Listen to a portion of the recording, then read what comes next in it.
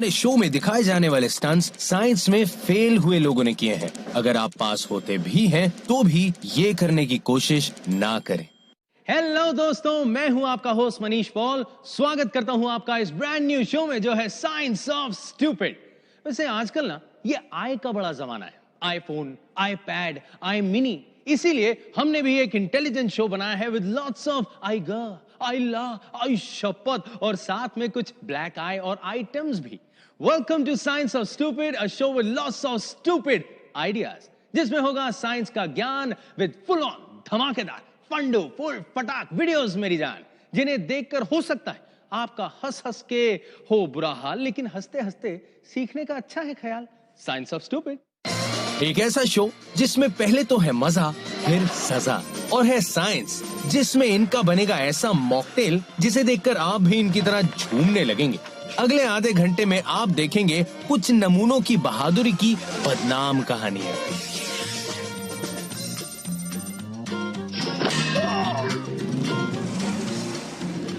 कुछ होंगी ज्ञान की बातें जिन पर आपने कभी ध्यान नहीं दिया, जैसे टॉर्क, और सिखाऊंगा कॉन्वर्सेशन ऑफ एंगुलर मोमेंटम। कहीं हवा के झोंके करेंगे मामला बेकार, तो कभी अकल पर पड़ेगी जोरदार मार। दिल थाम के बैठिए देवियों और सज्जनों, क्योंकि आप देखने वाले हैं साइंस की महिमा मेरे साथ धमाकेदार स्टाइल में। अब एक धमाका ऐसा भी, ये है अंदरूनी धमाका। अब साइंस कहाँ कहाँ नहीं है यारो, इसके पीछे भी साइंस है। नाम अजीब है पर ये है साइंस ऑफ स्टूपिड। अच्छा, आपने कभी भरी जनता के सामने फजीहत होते देखी है? ये देखिए, एक ऐसे शो में गए हैं जहां बाइकर टल्ली होके आया हो, या आपने खुद कभी गोला बम को बंदूक चलाते देखा है? ये तो मेन कोर्स है, पहले स्टार्टर्स हो जाए।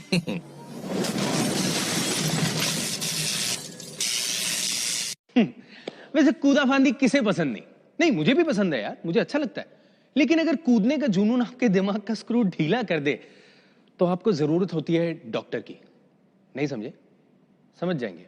Have a look. शुरुआत करते हैं बर्फीले देश के बर्फ कुमार से। ये करने वाले हैं डबल बैक फ्लिप। टूट गई नाक बर्फ कुमार। अरे दोस्तों, बैक फ्लिप के पीछे भी साइंस है। जिसे सीखने गया ये आदमी चड्डी पहन के हाई फाइव दी। हाँ बेटे, चड्डी भी ठीक कर ले। ये ओए, हाय टूट गई नाक। ये तेरी एक्स गर्लफ्रेंड का बॉयफ्रेंड तो नहीं है? ये चड्डी मैन को तो धोखा मिल गया, पर मैं आपको ऐसे धोखा नहीं खाने दूंगा यार। इसीलिए बैक फ्लिपिंग के साइंस को गौर से देखिए। और एक बात बता दूं, प्लीज बिना ट्रेनर के ना ट्राई मत करना, बिल्कुल। देखने में तो ये किसी फिल्म के एक्शन सीन जैसा मजेदार है, पर करने में उतना आसान नहीं है। परफेक्ट बैक फ्लिप को दो हिस्सों में बांट सकते हैं। पहला हिस्सा है जमीन से ज्यादा ऊंचाई तक कूदना, जिसमें हाथ और पैरों की मदद लगती है। दूसरा हिस्सा है गोल घूमना। आप देख सकते हैं हमारे किराए के इंस्ट्रक्टर ने कैसे घुटनों को मोड़ दिया ताकि घूमने की रफ्तार बढ़ सके। जी हाँ, इसे कहते हैं law of conservation of angular momentum. देखिए, अब आप सीख तो गए, पर फिर भी मेरी एडवाइस है, गद्दों के बिना इसे ट्राई मत करना।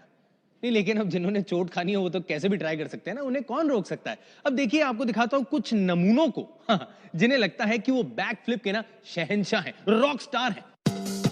पड़ोसी का बेटा चिंटू, सुपर कूल मोंटू और ये शंटू, इन तीनों को आज का मौसम बैक फ्लिप के लिए परफेक्ट लगा। मगर जगह ठीक नहीं चुन पाए।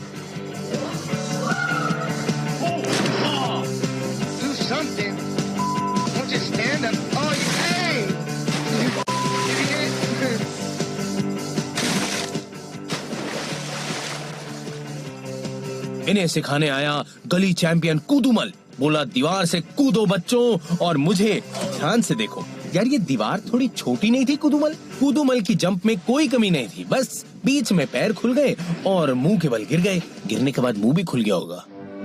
पिंक टी शर्ट, ये मारी जंप, ये गर्लफ्रेंड को इम्प्रेस करने के चक्कर में दांत तुड़वा लिए। अरे बॉस, रिजेक्शन पक्का है तुम्हारा। अब गर्लफ्रेंड को क्या मुंह दिखाओगे? देखते हैं हमारा पिंकू गलत कहाँ हुआ। ये देखिए स्टार्ट, ये किया जंप। अरे यार, जंप से पहले ही झुक रहा है। अरे मतलब कूदना और घूमना एक साथ कर दिया छोरे ने। और घुटने भी नहीं मोड़े। बेटे शुक्र मना ले, दांत ही टूटे हैं तेरे। अरे भाई, लड़कियों को मिलने को और भी तरीका है। ये कौन सा? अरे क्या कर रहा? अरे अरे हाथ मिला, घुटना के मिला रही है उसके सर से। साइकिल की सवारी शान की सवारी, पर कईयों को होती है इससे कूदने की बीमारी। अरे यार कूदो ना, किसने मना किया, लेकिन थोड़ा तरीके से कायदे से कूदो यार। लेकिन मेरे टूर दे फ्रांस के लांस आर्मस्ट्रांग, पहले इसके पीछे की साइंस तो सीख ले यार। मम्मी मुझे नौकरी मिल गई मम्मी, स्टंटमैन की नौकरी। ये गया मैं रफ्तार से, जरा चेक भी नहीं मिलेगा। अब मैं आपको दिखाता हूं साइकिल जंप के पीछे की वो साइंस जिसे अपनाते हैं मशहूर बाइकर्स और जीत लेते हैं देखने वालों का दिल, वो भी बिना दिए बिल। क्या बात है, rhymed it, like it, thank you. या देखो, ये है 60 फुट की बाइक जंप, जिसमें रफ्तार होती है करीबन 32.2 किलोमीटर पर आवर, पर जंप 60 फुट की हो या 6 फुट की, इसके पीछे की साइंस तो सेम होती है दोस्तों। और वो क्या है, आइए देखते हैं। हर जंप में एक सिमेट्रिकल पाथ होता है जिसे कहते हैं पिरामिना।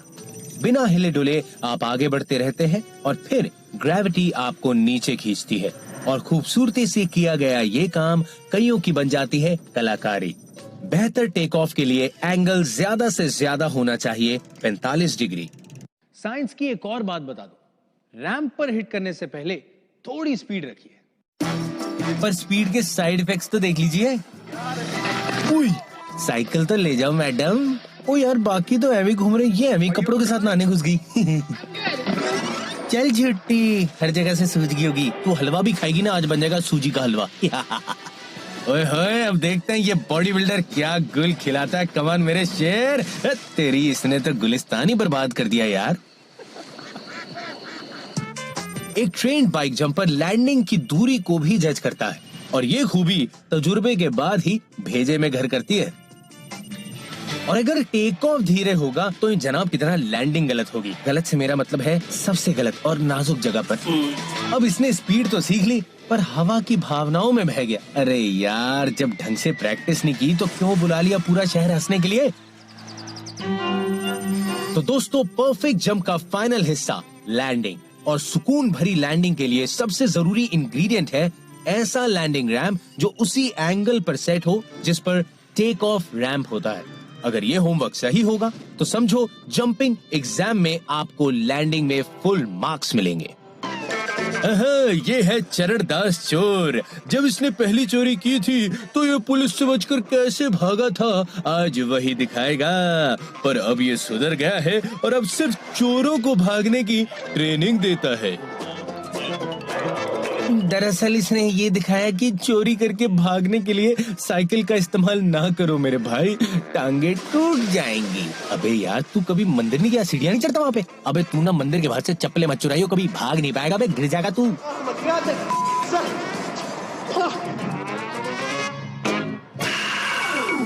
अब इस उछलू छुछुंदर को कौन सी बीमारी यार जिसका इलाज करवाने से घबरा रहा है? जानना चाहते हैं तो कीजिए इंतजार, हम अभी लौट के आते हैं।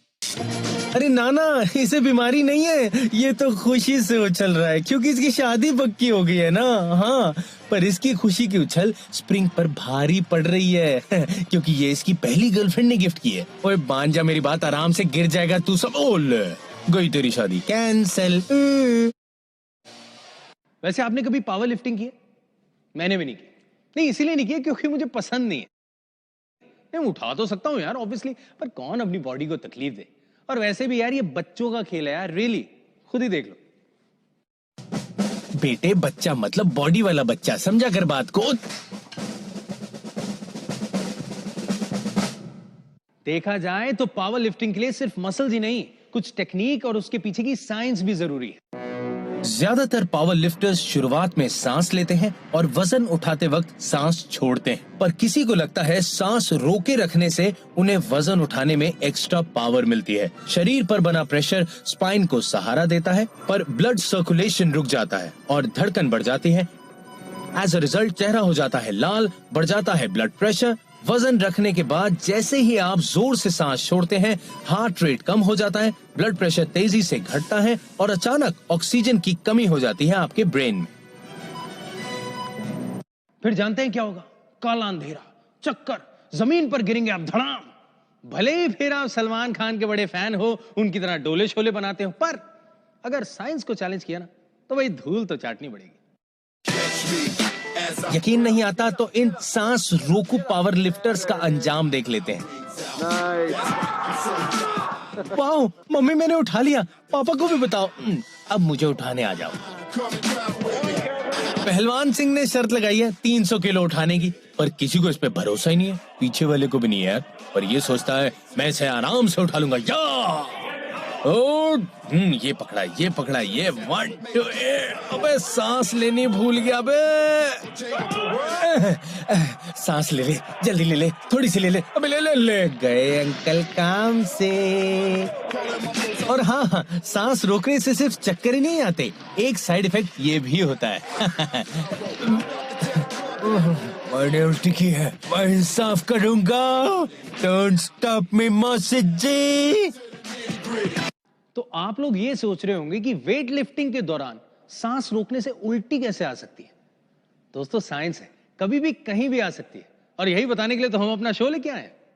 थोड़ा बायोलॉजी का ज्ञान भी ले लीजिए भाई। दिल पर जब दबाव बढ़ता है तो पेट पर प्रेशर भी पड़ता है, और अब पेट में कोई मसल्स तो होते नहीं जो उसे पिचकने से बचा सके, इसीलिए पेट पर दबाव भी बढ़ जाता है। और जैसे ही वजन रखने के बाद ये दबाव वाला हिस्सा ढीला छूटता है तो अंदर भरा हुआ खाया पिया सामान निकल के सामने वालों पे आ जाता है।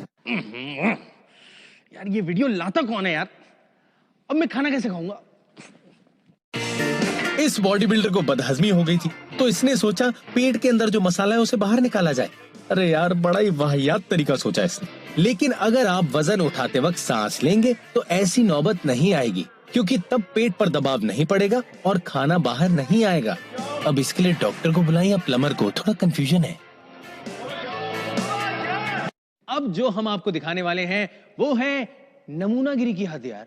मतलब इतने वेले हैं लोग, मेरा मन करता है कई बार ना स्क्रू ड्राइवर लो इनके जाके दिमाग के स्क्रू टाइट कर दो।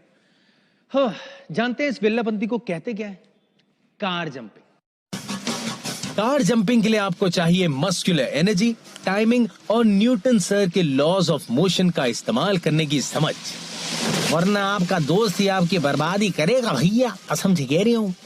यार ये दोस्त से गाड़ी साफ करें, इनका ये गलत तरीका है यार। है ये छत वैसे भी साफ कर देता। गाइस सीरियसली, कार जंपिंग बच्चों का खेल नहीं है, इसमें गहरी चोट आ सकती है। यार कार में घूमो फिरो, दोस्तों को घुमाओ, मजे करो, लेकिन उसके ऊपर से कूदने की क्या जरूरत है। देखिए एक ट्रेन प्रोफेशनल इसे कैसे बखूबी करके दिखाता है। गौर कीजिए, जंप से पहले एक कदम आगे बढ़ाने से लेग मसल्स को मिलती है इलास्टिक एनर्जी, मतलब वो कार के ऊपर पूरी तरह जंप कर पाता है। दूसरी जरूरी बात, इन जनाब की टाइमिंग एकदम झकास है, झकास, क्योंकि कूदने से पहले इनके पास सिर्फ 300 मिलीसेकंड होते हैं। भाई लड़के ने अच्छी ट्रेनिंग की है। और तीसरी जरूरी बात, खुद को आगे बढ़ाते रहना, क्योंकि अगर आप ऐसा नहीं करेंगे तो कार आपके पैरों को तो आगे ले जाएगी, पर आपका शरीर वहीं रह जाएगा और आप धड़ाम से गिर पड़ेंगे। न्यूटन सर का पहला लॉ ऑफ मोशन याद है ना? कोई भी चीज एक ही रफ्तार से चलती रहेगी जब तक उस पर कोई बाहरी फोर्स ना लगे। देखने में तो ये बहुत इजी था, आप सोच रहे होंगे ना तो मैं भी कर सकता हूँ, but it's not that easy. आपके जैसा थॉट प्रोसेस औरों का भी था, लेकिन देखिए उनके प्रोसेसर को कितना डैमेज हुआ। चुन्नू सोच रहा होगा डैडी ये तो मैं भी कर लूंगा। और ठंड रख चुन्नू, ठंड रख, क्योंकि तेरी तरह बहुत से चुन्नू मुन्नू ने ना हेकड़ी दिखाई थी पर उनका बुरा हाल हुआ यार। इसलिए कहता हूँ ऐसा मत करो, खुद ही देख लो यार अकल से पैदल लोगों का क्या हाल हुआ। क्या भाई दिन में तारे दिख गए, हो गई क्रिश की एक्टिंग है। लो जी क्रिश पार्ट 2 लो, और ये क्रिश पार्ट 3। एक मिनट, ओ भाई क्रिश 4 बनी लो, पहले ही गिर गया ये तो यार करने वाले के लिए खतरनाक है और साइड में खड़े वाले के लिए भी। लो ओ बेटे विंडशील्ड ही टूट गई यार। समझ रहे हो कितना खतरनाक हो सकता है कार जंपिंग? तो प्लीज इसे बिल्कुल ट्राई ना करें। अब इस चंपुओं के सरताज को देख लो, बरसात के मौसम में मजे लेने के बजाय कमर तुड़वाने चला आया। बंदूकें, गन्स, तमंचा, घोड़ा, बड़ी खतरनाक चीजें हैं यार। कभी कभी तो ना गोली खाने वाले से ज्यादा खतरे में गोली चलाने वाला हो जाता है, क्योंकि इसमें आपको एक झटका लगता है जिसे कहते हैं रिकॉइल। अगर उसके बारे में आपको नहीं पता तो हो गई आपकी छुट्टी इस कमांडो क्वीन की तरह। Put your tongue back in your mouth. Recoil को हम उस एनर्जी से समझ सकते हैं जितनी 1 पाउंड यानी 450 ग्राम वजन को 1 फुट तक ले जाने में लगती है। एक शॉटगन में दुगना रिकॉइल होता है। ओह, इसने गलत जगह गन रख ली थी, हो गई गंदी बात। तो अब समझ आया आपको? एक गन चलाने वाला भी उतने ही खतरे में रहता है जितना कि उस गन से निकलने वाली गोली खाने वाला। और स्पेशली जब ऐसे अनपढ़ बंदूक पकड़ लेंगे तो टारगेट को घबराने की जरूरत ही नहीं होगी। ध्यान से देखिए, समझिए, और हाँ, बाद में खुल के हंसना मत भूलना। इस बैरल गन से शॉट चलाने के लिए लगता है करीब 1500 किलोमीटर पर आवर का फोर्स, जिसका उल्टा झटका कंधों पर लगता है। इससे आप न्यूटन सर के तीसरे लॉ ऑफ मोशन को समझ सकते हैं। हर फोर्स का इक्वल और ऑपोजिट असर होता है। तो रिकॉइल आपको पीछे की तरफ ना फेंके, इसके लिए सबसे पहले आपको मजबूती से खड़ा होना पड़ेगा। हल्का सा आगे की तरफ झुकिए। बंदूक ही आपको घायल ना कर दे, इसीलिए बचने के लिए उसे कंधों पर रखिए, एकदम कसकर। सुनने और देखने में कितना आसान लगता है ना, पर कुछ महान खिलाड़ी ऐसे भी हैं जिन्हें करने में भी आसान लगता है और शायद ये उनकी सबसे बड़ी गलती है। इसने ठीक से नहीं सुना, गन को कंधे से लगाना है, मुंह से नहीं। एक 12 गेज शॉटगन करीब 50 फुट पाउंड एनर्जी छोड़ती है। हीरो, अब तो तुझे नोज जॉब करवानी पड़ेगी। अरे भाई, मोहतरमाओं को बंदूक देने की क्या जरूरत है? हाँ, और इन्हें देखिए, ऐसे कर रही है जैसे बचपन से बंदूक चला रही थी। उत्तरी, ये तो फूल कुमारी निकली, नाजुक हाथों वाली कश्मीर की कली, और उड़ गई इसकी नली। अबे उड़का गई वो तो देख लो। और जब पीछे हो एक खाते पीते घर का छोटा बेटा मुन्नू, तो गन क्या, तोप का रिकॉइल भी उसका कुछ नहीं बिगाड़ सकता। आ जाओ सालेओ। दोस्तों, ये है शायद अब तक की बनाई गई सबसे बड़ी कैलिबर सेंटर फायर राइफल। इसकी एक गोली 1 इंच की है। बड़ी राइफल है तो झटका भी बड़ा होगा, इसीलिए तैयारी करनी होगी।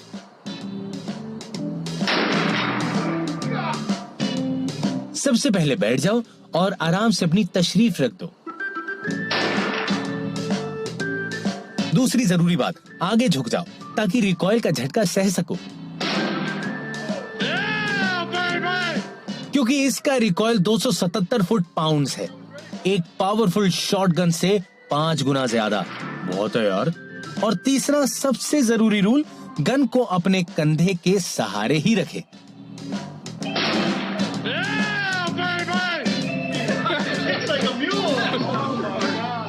यार, आपको भी स्टंट बाइकर्स की व्हीली पसंद है ना? मुझे पता था, मजा आता है ना उनको देखने में। उनको देख के मन करता है यार, काश हम भी निकल जाएं यार अपनी बाइक को लेकर और फिसल कर, उछल कर, घूम कर, कूद कर लड़की पटा ले, है ना? पर यार, ये इतना आसान नहीं है जितना लगता है। इसके लिए भी साइंस सीखनी होगी। ये साइंस में आउटस्टैंडिंग स्टूडेंट होगा, always standing out of the class. दुनिया के सामने ऐसी बेइज्जती से बचना हो, अपनी हड्डी ना तोड़वानी हो और घर वालों की डांट ना खानी हो, तो दोस्तों पहले इसमें छिपी साइंस को अच्छे से समझ लो, वरना ना गर्लफ्रेंड भी जिंदगी से दूर हो सकती है। व्हीली को 2 हिस्सों में बांट सकते हैं। पहला, आगे के पहियों को ऊपर उठाना। पिछले पहिए पर आने के लिए पावर इतनी बढ़ानी होती है कि पिछले पहिए का टॉर्क बाकी बाइक के वजन से भी ज्यादा हो। और उठने के बाद आपको कलाकारी दिखानी है टॉर्क और वेट को बैलेंस करने में, और स्पीड को बढ़ाने के साथ साथ बैक ब्रेक भी लगानी पड़ती है और मेंटेन करनी है सेंटर ऑफ ग्रेविटी, और इस सब को बड़े प्यार से अंजाम दे। मैंने स्टंट की दवाई पी ली, अब मैं करूंगा व्हीली। वाह, मैं तो शायरी करने लगा यार। वाह, थैंक यू। हाँ जी अंकल, वेरी गुड, नमस्ते। नहीं मतलब व्हीली का इरादा लग नहीं रहा आपका? नहीं लग रहा है, थोड़ा थोड़ा मन बना रहे हो आप। नहीं आगे नहीं, मेरी बात मानो, आप रहने दो। आप ना पंगे मत ही लो। अरे मत लो पंगे। हाँ, रुक गए, वेरी गुड यार। नहीं अरे लो, बेइज्जती करानी थी तो बच्चे को पीछे क्यों बिठाया, साइड में ही खड़ा करवा देते। ईर लुंगे यपड़ी नाड़ किंगे। और अगर आप अपनी गर्लफ्रेंड से परेशान हो तो उसे व्हीली पे ले जाए। आप करेंगे व्हीली और वो हो जाएगी ढीली। बेदर्दी बाल मत तुझको मेरा बम याद करता है। अरे यार, इसकी तो महिला आयोग में शिकायत करनी चाहिए। अब देखते हैं अपने किराए के करतब्बाज की असली व्हीली। ये है आज का हमारा हीरो, वैसे मैं बता दूं कि पीछे के पहिए का टॉर्क इस बाइक के वजन से ज्यादा है और अब इसे सिर्फ मेंटेन करनी है पिछले पहिए की सेंटर ऑफ ग्रेविटी। पर इसने अपनी बाइक को इतना घिसा है कि आज बाइक ने इसे घिसने का प्लान बना लिया। ले बेटे, धूल चाट ले। अरे हट जाओ, सामने से हट जाओ। अरे प्लीज हट जाओ। अरे oh, you must be feeling tired now. ये हमारा व्हीली का शहंशाह, जबरदस्त कंट्रोल, किसी की नजर ना लग जाए। लो, लग गई यार। अरे मेरी नहीं लगी, आप ही की लगी होगी।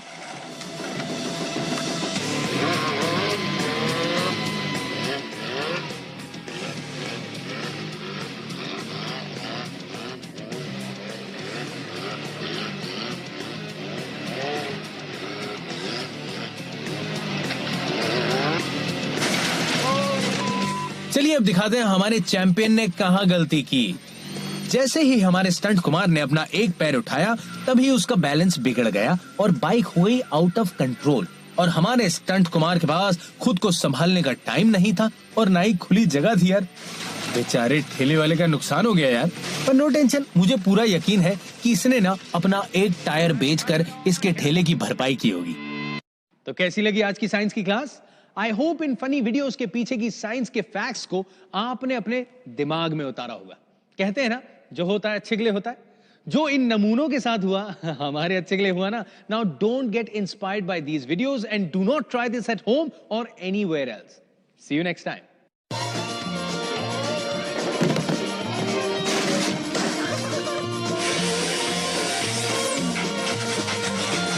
Don't just stand up. Oh, you